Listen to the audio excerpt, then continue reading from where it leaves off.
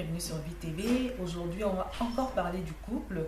On va parler notamment du choix du conjoint et des personnes qui veulent bien se marier mais qui n'y arrivent pas. Et c'est des personnes qui croulent sous un lourd fardeau parce que quand on n'est pas appelé au célibat, le célibat devient comme quelque chose de très difficile à vivre, de très lourd à gérer. Et il y a beaucoup de causes qui peuvent être à l'origine d'un célibat prolongé, d'un célibat que je peux qualifier de chronique. Donc on va voir plusieurs choses à faire, c'est des conseils, c'est des conseils que je donne qui peuvent aider, qui peuvent également faire prendre conscience d'une attitude qu'on avait et qui contribue à nous bloquer, à nous empêcher de pouvoir rentrer dans cette bénédiction, parce que le mariage c'est une bénédiction de Dieu.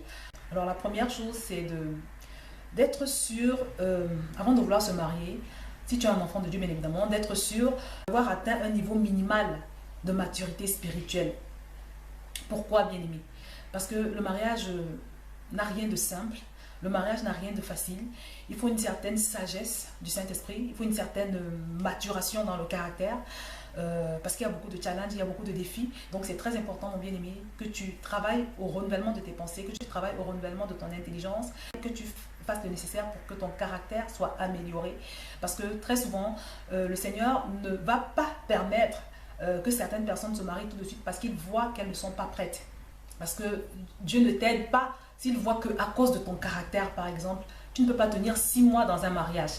Il y a des gens qui ne peuvent pas tenir 6 mois dans un mariage, même pas 3 mois, à cause de leur caractère. Donc, bien évidemment, c'est très important de travailler à ta maturation spirituelle, pas seulement pour le mariage, mais pour tous les autres domaines de ta vie. Parce qu'il y a des bénédictions, mon frère ou ma soeur, que tu n'auras jamais tant que tu n'as pas atteint une certaine maturité spirituelle, tant que tu n'as pas atteint un certain degré de changement au niveau de tes pensées, de ton système de pensée. Et pour illustrer ce que je suis en train de dire, je vais rapidement te partager le témoignage du prophète Bernard Blessing, qui racontait comment il y a une dame dans son église qui voulait se marier, elle voulait absolument se marier, et elle harcelait le pasteur. Elle avait tout dans sa vie, elle était une belle situation sociale, grande maison, belle voiture, elle avait tout ce qu'il faut, tout ce qu'on veut dans la vie. Mais malheureusement, elle n'arrivait pas à trouver de mari. Donc elle était tout le temps après le pasteur, et le pasteur, à un moment donné, il était épuisé, et il raconte qu'à la fin d'un culte, un jour, il a fait passer une annonce selon laquelle la sœur souhaitait se marier, et que s'il y avait des personnes qui étaient intéressées, il fallait que ces personnes aillent le voir dans son bureau. Donc à la fin du culte, il dit qu'il y a 3 hommes qui sont venus dans son bureau et qui sont portés candidats pour épouser la sœur en Christ. Et à ces 3 hommes-là, il leur a donné des rendez-vous. Le jour du premier rendez-vous avec le premier prétendant, l'homme de Dieu explique qu'il était dans l'église et l'un des prétendants était déjà arrivé. Ils attendaient simplement que la sœur arrive. Et puis à un moment donné, il a entendu une rumeur dans le parking. Il a entendu un grand bruit dans le parking de l'église. Il est allé regarder et qu'est-ce qu'il voit? Il aperçoit la sœur en question en train de presque se battre, de presque se bagarrer avec une personne à cause de la place de parking. Quand il a observé cette situation, il a demandé au frère de partir. Quand le frère est parti et qu'il a reçu la sœur, il l'a fait asseoir et il lui a expliqué à cette sœur que le Seigneur lui avait révélé à lui qu'elle avait un gros problème avec la colère et que c'est pour ça qu'elle n'était pas encore mariée. Et il raconte que quand il lui a dit ça, elle a fondu en larmes, elle a commencé à pleurer et elle a admis que oui, effectivement, elle avait un gros souci avec la colère. Elle a raconté sa vie, son passé et tout le reste. Et le pasteur a donc décidé de prendre avec elle un temps de prière. Ils ont décidé ensemble de travailler sur ce problème de colère. C'est un travail qui a duré près de 2 ans. Et il se trouve qu'au bout de 2 ans, elle a pu se marier. Donc elle a pu enfin avoir sa bénédiction. Alors c'est un témoignage qui m'a beaucoup marqué et que je partage avec toi aujourd'hui pour te dire que des fois, Dieu ne te permet pas d'arriver à certaines destinations pour ton bien, pour ta sécurité. Parce qu'il sait que tu n'es pas prêt, tu n'es pas disposé. Donc ça, c'est un exemple. Elle, c'était la colère. Peut-être pour toi, c'est autre chose. Ou bien peut-être pour toi, ce n'est tout simplement pas un problème de caractère. Donc bien aimé, c'est pour ça que, comme je le dis, c'est très important de travailler à son caractère. Tu es un enfant de Dieu, tu dois renouveler tes pensées. La parole de Dieu dit que tu dois renouveler tes pensées. La parole de Dieu dit que tu dois tout faire pour être un disciple de Jésus, pour ressembler à Jésus. Alors toi qui veux te marier par exemple, est-ce que tu as déjà développé le fruit de la patience, le fruit de l'humilité? Est-ce que tu sais ce que c'est que faire des concessions par exemple? Parce qu'il y a des gens qui ne savent pas ce qu'on appelle faire des concessions. C'est des gens qui sont très radicaux. C'est-à-dire pour eux, dans la vie, ils savent qu'il y a le blanc et il y a le noir. Ils ne croient pas qu'il existe une zone intermédiaire entre le blanc et le noir. c'est oui ou non. Est-ce que tu es une personne assez ouverte? Est-ce que tu es capable de renoncer à tes principes, à tes points de vue, ou est-ce que tu es quelqu'un de trop radical? Donc, c'est très important, bien aimé, d'être un minimum brisé avant de pouvoir aspirer au mariage. Je le dis parce que je sais, le Seigneur m'a personnellement révélé que c'est l'un des blocages pour beaucoup de ses enfants. Parce que Dieu ne te donnera jamais ce qui va te détruire. Alors le deuxième critère, c'est que tu dois éviter d'avoir des expectatives démesurées. Mais il y a des personnes qui sont très exigeantes dans leurs critères de choix. C'est-à-dire, ils ont des critères vraiment incroyables. Et c'est des gens qui placent souvent la barre très haute. Ce n'est pas qu'il n'y a pas de candidat ou qu'il n'y a pas de candidate, mais ils ont vraiment des expectatives démesurées, des attentes démesurées. Il y a de cela quelques jours, par exemple, je priais pour une sœur en Christ qui passe par un moment difficile ces derniers temps-ci, justement parce qu'elle n'a pas... ça fait des années qu'elle veut se marier. Elle commence à être avancée en âge. Et donc, je priais, je demandais au Seigneur, mais Seigneur, mais pourquoi tu permets que les non-croyants se moquent à son sujet pour cette histoire de mariage, mais pourquoi tu ne pourvois pas son mari? Et le Saint-Esprit m'a arrêté tout de suite. Il m'a dit que si cette sœur n'était pas encore mariée, ce n'était pas à cause de lui, mais que c'était à cause de ses complications à elle. Il m'a clairement fait comprendre, il me l'a démontré, que c'est parce qu'elle était compliquée. Donc, bien aimé, je voudrais te donner le conseil suivant. Quand tu veux te marier, ton principal critère doit être, en ce qui concerne les exigences que tu pourrais avoir vis-à-vis de ton futur mari ou de ta future épouse, ton critère principal, c'est que cette personne, ce futur époux, cette future épouse doit avoir la crainte de Dieu. Honnêtement, c'est la seule chose sur laquelle, le seul critère changeable que tu dois avoir. Maintenant, la beauté, l'argent, la nationalité, franchement, tu ne peux pas être exigeant sur ce genre de critères. Parce que c'est vraiment pas ce qui est prioritaire. Donc, à partir du moment où tu as un prétendant ou une prétendante qui craint Dieu, qui craint authentiquement Dieu, prie simplement pour obtenir l'aval du Saint-Esprit, pour obtenir la confirmation du Saint-Esprit que tu peux faire ta vie avec cette personne. Ce n'est pas la peine d'être trop compliqué, d'avoir voilà, trop de critères inchangeables. Parce que le roc du mariage, ce n'est pas ce que tu crois. Ce n'est pas ce critère. Ce qui fait la force du mariage, c'est Dieu lui-même. Donc, la personne que tu veux épouser, la personne que tu souhaites épouser doit avoir Dieu.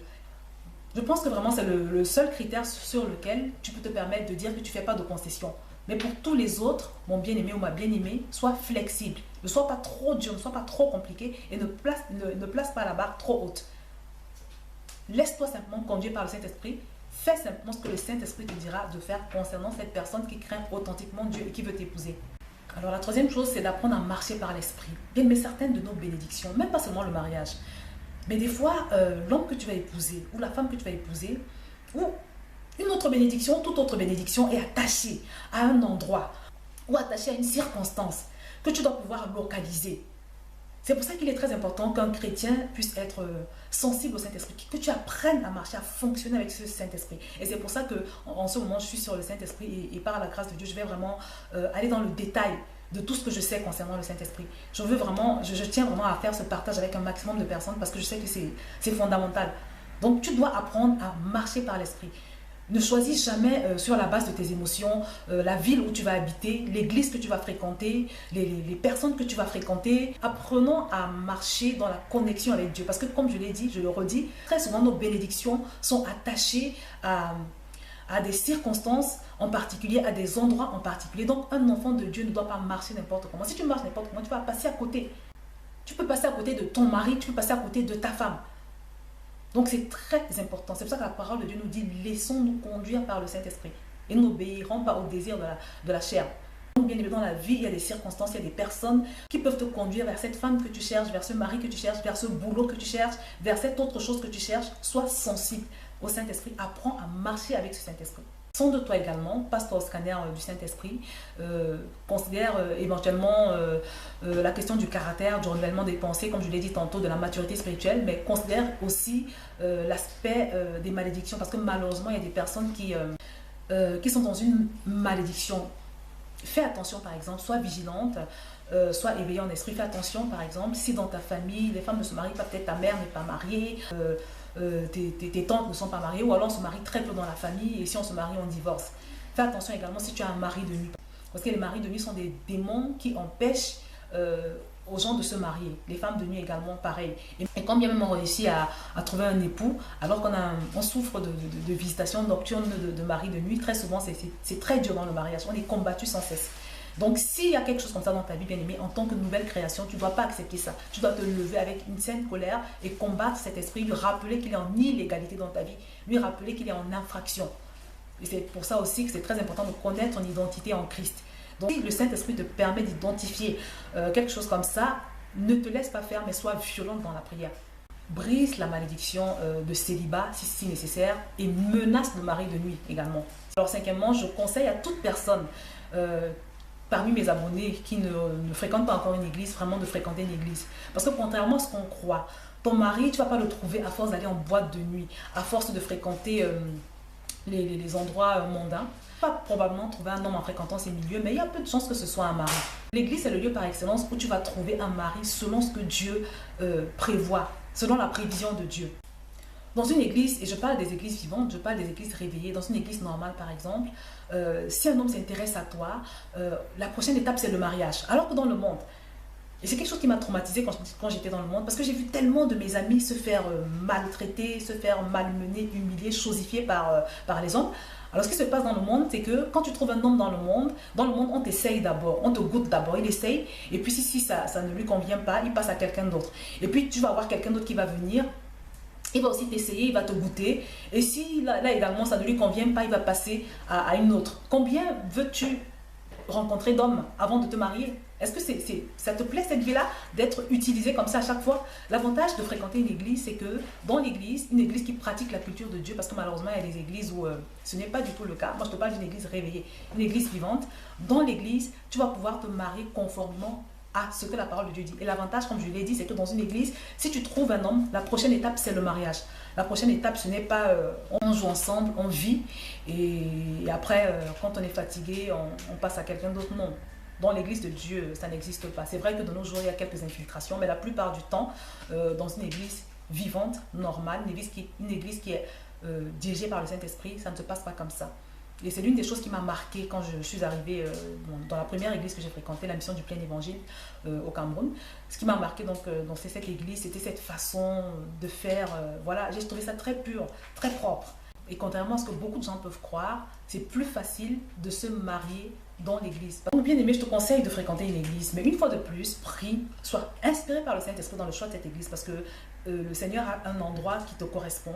Et comme j'ai dit, si tu vas à un endroit que Dieu n'agrée pas, une église par exemple qui est dirigée par quelqu'un que Dieu n'a jamais envoyé, il n'y a aucune chance que Dieu t'envoie ta bénédiction là-bas, parce qu'il ne la reconnaît pas cette église. Cette église ne fait pas partie de son agenda. Donc comme toujours dans tout ce qu'on fait, il faut se rassurer d'être dans le plan de Dieu. Une fois dans l'église, bien aimé, sois une personne ouverte, accueillante, prévenante, serviable. Je ne te demande pas de faire semblant, mon frère ou ma soeur, mais je t'invite à cultiver ces vertus dans ta vie de tous les jours.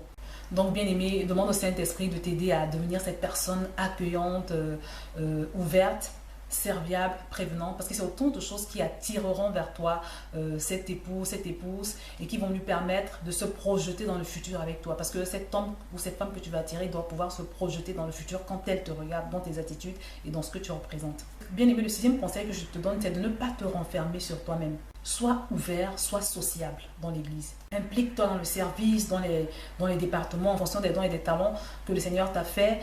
Implique-toi dans le groupe des jeunes. Quand le culte finit, par exemple, ne t'en va pas tout de suite. Voilà, va vers les autres. Donc, mets tes dons et talents au service de l'église. Et je te dis, et je te promets également que l'un des avantages de servir le Seigneur, c'est que tu ne vas jamais le servir en vain. L'avantage de servir Dieu, c'est que non seulement quand tu le sers, tu grandis. Tu grandis forcément spirituellement. Et également, quand tu le sers, Dieu finit toujours par te récompenser, parce que notre Seigneur récompense toujours ceux qui le servent d'un cœur fidèle. Alors, la septième chose, bien aimée, c'est que tu dois faire l'effort d'être souriant. Beaucoup de gens ne réalisent pas que leur visage fermé éloigne les autres. Sois souriant et même joyeux. La parole de Dieu nous demande d'être joyeux en tout temps.